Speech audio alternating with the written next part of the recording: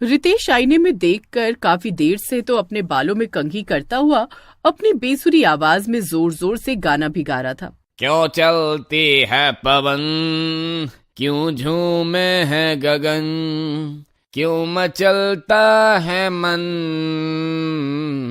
ना तुम जानो ना हम। रितेश की बेसुरी आवाज सुनकर उसकी पत्नी छल्लो गुस्से से कमरे में आकर रितेश से कहती है, अरे बंद भी करो अपनी बेसुरी आवाज में गाना गाना। अगर कुछ देर तुमने और अपनी बेसुरी आवाज सुनाई तो मेरे कानों से खून निकलने लगेगा। देखो छल्लो, तुमसे कितनी बार कहा है जब मैं अपने बालों में कंघी किया करूं तब मुझे टोका मत करो। आईने में अपने बालों को गौर से देखिए, गिनती के 4-5 बाल ही बचे। बेकार में कंघी को तोड़े जा रहे हो। दिन भर कुछ काम धाम तो करते नहीं हो, यूं ही पड़े पड़े अपनी पत्नी की कमाई खाते रहते हो और ऊपर से सारे गांव में तुम छिछोरे के नाम से प्रसिद्ध हो। अरे गांव वाले मुझे यूं ही बदनाम करते रहते हैं। अरे जब मैं सड़क पर निकलता हूं तब लड़कियां मुझे खुद ही लाइन देती हैं और मेरे ही ऊपर इल्जाम लगा देती हैं। अरे अब मैं क्या करूं अगर मेरी शक्ल ही ऋतिक से मिलती है तो।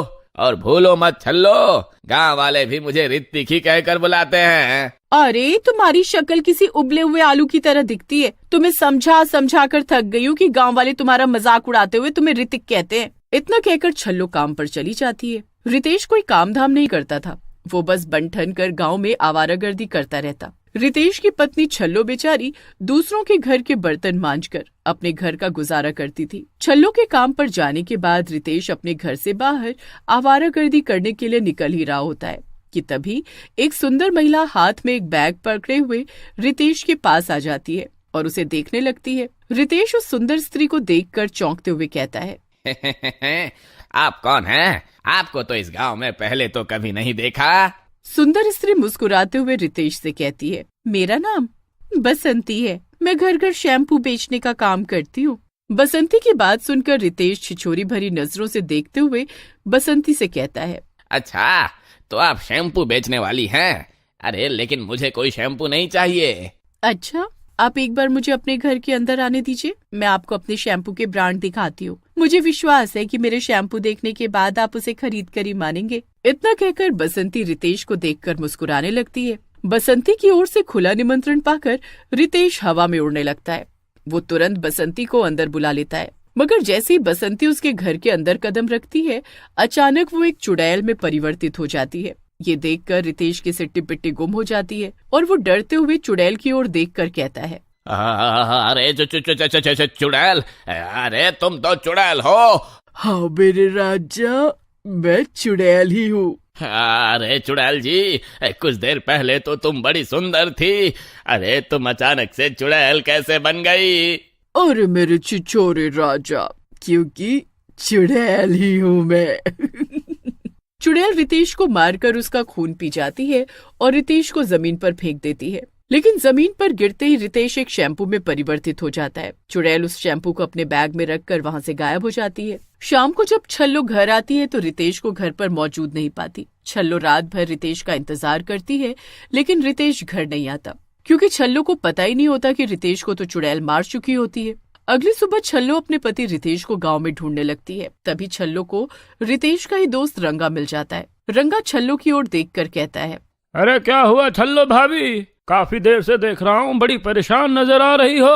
अब तुम्हें क्या बताऊं रंगा, ऐसा कभी नहीं हुआ। मेरे पति रितेश रात से घर नहीं लौटे। छल्लो की बात सुनकर रंगा हंसते हुए कहता है, अरे जरूर आपका और रितेश का झगड़ा हुआ होगा। अरे चला गया होगा कहीं नाराज होकर, टेंशन मत लो, आ जाएगा। अरे रंगा, झगड़ा तो मेरा उनसे रोज रोज ही होता था, लेकिन वो कभी इतनी देर के लिए नाराज होकर नहीं गए। अब तो लगता है मुझे मुखिया जी के पास जाना ही पड़ेगा। मैं भी तुम्हारे साथ चलता हूँ। रंगो छल्लो के साथ मुखिया के घर पर चला जाता है। गांव का मुखिया अविवाहित और बूढ़ा था। छल्लो को अपने घर देख मुखिया चौंकते हुए कहता है, अरे क्या हुआ छल्लो, तुम्हारे चेहरे पर ये चिंता क्यों झलक रही है? छल्लो मुखिया को सारी घटना बताते हुए कहती है, कल रात से मेरे पति रितेश घर नहीं आए। मुखिया भी एक नंबर का छिछोरा इंसान था। वो सारे गांव में रंगीले बुढ़े के नाम से प्रसिद्ध था। अरे छल्लो, अरे तुम काहे को चिंता करती हो? अगर रितेश कभी घर नहीं आएगा तो तुम चिंता मत करना। अरे मैं हूँ ना, मैं इस गांव का मुखिया हूँ, सारे गांव का ख्याल रखता हूँ, तुम्हारा भी ये सुनकर छल्लो का गुस्सा 7वें आसमान पर चला जाता है और वो गुस्से से एक चाटा मुखिया के गाल पर जड़ते हुए कहती है, रंगीले बुढ़े, तुझे शर्म नहीं आती? मैं कितनी परेशान हूँ और तुझे आशिकी सूझ रही है। छल्लो गुस्से से रंगा के साथ वहाँ से चली जाती है। उनके जाते ही मुखिया के घर पर बसंती हाथ में बैग पकड़े हुए मुखिया के घर पर आ जाती है और मुखिया से कहती है, मेरी मदद कीजिए। अपने घर पर इतनी सुंदर स्त्री को देखकर मुखिया के मन में फिर से छिछोरेपंती जाग जाती है। मुखिया बसंती की ओर देखकर कहता है, कौन हो तुम? तुम्हें मैंने पहले तो इस गांव में कभी नहीं देखा। मेरा नाम बसंती है, मैं शैम्पू बेचती हूँ। पिछले कई दिनों से मेरा एक भी शैम्पू नहीं बिका। अरे तुम चिंता क्यों करती हो बसंती? अरे तुम्हारे सारे शैम्पू मैं खरीद लूंगा। मुखिया के इतना कहते ही बसंती चुड़ैल में बदल जाती है। चुड़ैल मुखिया को मार देती है और मुखिया भी रितेश की तरह ही एक शैम्पू में परिवर्तित हो जाता है। चुड़ैल उस शैम्पू को अपने बैग में रखती है और वहाँ से गायब होकर एक खंडहर में आ जाती है। खंडहर के अंदर बहुत सारे शैम्पू बिखरे पड़े होते हैं। चुड़ैल उन शैम्पू को देखकर गुस्से से कहती है, सबको मारकर शैम्पू बना दूंगी। उस दिन के बाद चुड़ैल रोज गांव में चली आती और किसी न किसी को मारकर शैम्पू बनाकर वहाँ से गायब हो जाती। गांव में धीरे धीरे लोग गायब होने लगते हैं। गांव में दहशत का माहौल कायम होने लगता है। एक दिन रंगा छल्लो से कहता है, अरे छल्लो भाभी, पहले रितेश गायब हुआ और फिर मुखिया और फिर उसके बाद गांव में बहुत सारे लोग गायब हो चुके हैं। तुम सही कहते हो रंगा। अरे अब मुझे गांव में नजर रखनी पड़ेगी।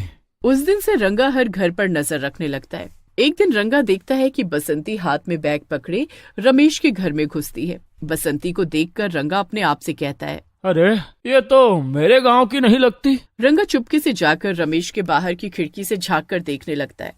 रंगा देखता है कि बसंती चुड़ैल में बदल जाती है और रमेश को मारकर उसे शैम्पू में बदल देती है और वहाँ से गायब हो जाती है। रंगा तुरंत भागते हुए ये सारी घटना छल्लो को बताता है और धीरे धीरे ये बात पूरे गांव में फैल जाती है कि एक शैम्पू वाली आकर लोगों को मारकर उन्हें शैम्पू बनाकर गायब हो जाती है। सभी लोग बुरी तरह से डर जाते हैं।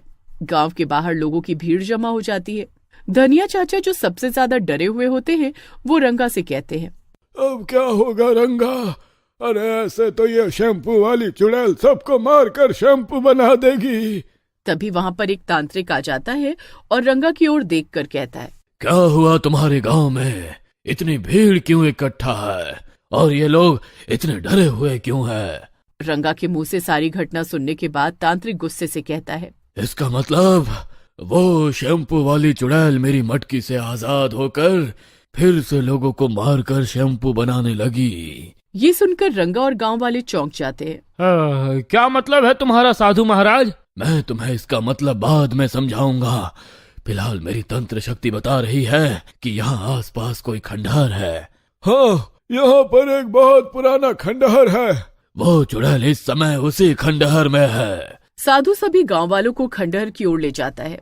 सभी गांव वाले खंडहर के अंदर घुस जाते हैं। साधु और सारे गांव वालों को इकट्ठा देखकर चुड़ैल बुरी तरह से चौंक जाती है और साधु की ओर देखकर कहती है, अरे ओ साधु, तो इन गांव वालों को अभी क्यों ले आया? मैं इन्हें धीरे धीरे मारकर शैम्पू बनाऊंगी। बकवास बंद कर चुड़ैल, तूने जितने लोगों को शैम्पू बनाना था बना लिया। अब मैं तुझे शैम्पू बनाकर हमेशा के लिए मटकी में बंद कर दूंगा और उसे नदी में फेंक दूंगा। फिर तू कभी आजाद नहीं हो पाएगी। इतना बोलकर साधु मंत्र पढ़ने लगता है और चुड़ैल एक शैम्पू में परिवर्तित हो जाती है। साधु तुरंत उस शैम्पू को अपनी मटकी में बंद कर देता है और रंगा और बाकी सब गांव वालों की ओर देखकर कहता है, बहुत समय पहले की बात है। बसंती नाम की लड़की घर घर शैम्पू बेचा करती थी, मगर लोग उससे शैम्पू कम खरीदते, उसे गंदी नजर से ज्यादा देखते। एक दिन एक छिछोरे व्यक्ति ने बसंती को बुरे इरादे से पकड़ लिया। बसंती अपनी इज्जत बचाने के लिए वहां से भागी।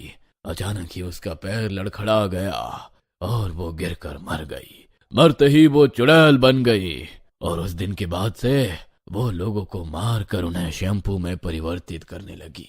धीरे धीरे बसंती चुड़ैल का आतंक बढ़ता गया। जब ये बात मुझ तक पहुंची तो मैंने उसे मटकी में बंद कर दिया, मगर ना जाने कैसे वो मटकी से आजाद हो गई। लेकिन अब बसंती फिर से मेरी मटकी में कैद हो चुकी है। अब तुम सब सुरक्षित हो। इतना कहकर वो साधु वहाँ से चला जाता है और गांव वाले अपने अपने घर चले आते हैं। उन सबको शैम्पू वाली चुड़ैल से छुटकारा मिल चुका था।